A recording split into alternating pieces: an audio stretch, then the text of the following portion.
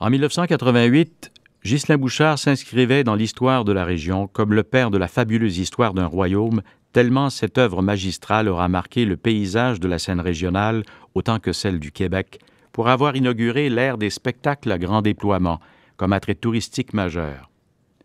Mais cet homme de théâtre a été bien plus que le père de la fabuleuse. Possédé par la passion du théâtre, fasciné par l'histoire, épris du geste ample et des mots qui portent, Ghislain incarne véritablement l'esprit du fjord, source d'inspiration à de nombreuses vocations théâtrales. Fondateur du Théâtre du Coteau, des Pédagogues, du Théâtruc, mais surtout de la célèbre Marmite, ou des Maritifaux, Ghislain Tremblay, Michel Dumont, Rémy Girard et Pierre Bergeron ont clamé leur talent. M. Bouchard s'est imposé avec succès pour faire grandir et rayonner l'art de la scène au Saguenay-Lac-Saint-Jean. Féru de belles lettres et de grands esprits, défendant les classiques aussi bien que les auteurs novateurs, il a toujours fait preuve d'audace. La foire culturelle de Lucac, le carnaval souvenir de Chicoutimi, les célébrations des anniversaires historiques ont inspiré cet homme avide d'occuper l'espace scénique et d'y laisser sa marque. Prolifique, il a mis en scène de nombreux spectacles, pièces de théâtre et opérettes. Il a contribué au développement culturel de cette région, par ses créations théâtrales, radiophoniques et télévisuelles. Mais c'est lors de la grande première mondiale de la fabuleuse histoire d'un royaume, cette inoubliable fresque historique magistrale, qu'il a révélé sa démesure.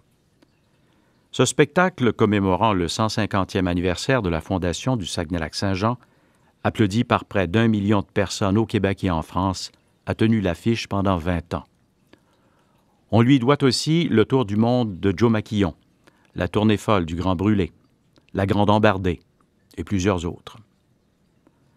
Jusqu'à la fin, ces tiroirs regorgeaient de projets, ébauches d'idées pour l'avenir. La création de La famille de Bonneau en 2001, la production de 8 femmes de Robert Thomas au profit de Leucan en 2006, l'opéra de Katsu pour la maison Isa en 2007, et le projet Chapelle Sixtine de l'église Christ-Roi à Chicoutimi ajoute à la conviction que Ghislain Bouchard était infatigable. Toujours un combat à livrer, une cause à défendre et une folle idée à mettre en scène. Il nous laisse en héritage le souvenir d'un artiste convaincu de l'importance du théâtre, d'un homme rassembleur qui a su insuffler sa passion, d'un pêcheur redoutable pour la truite, d'un gastronome exigeant, fondateur des clubs de mycologues et d'œnophiles, d'un jardinier compétent sachant mener aussi bien la culture des roses et des tulipes que la mise en scène. Un homme d'envergure qui a cru que l'on pouvait vivre au Saguenay-Lac-Saint-Jean et y faire de grandes choses.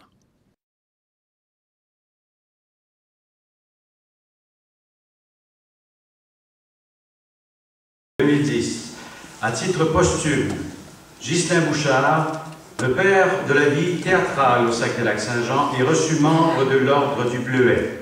Son épouse, Olivette Hudon, le représente.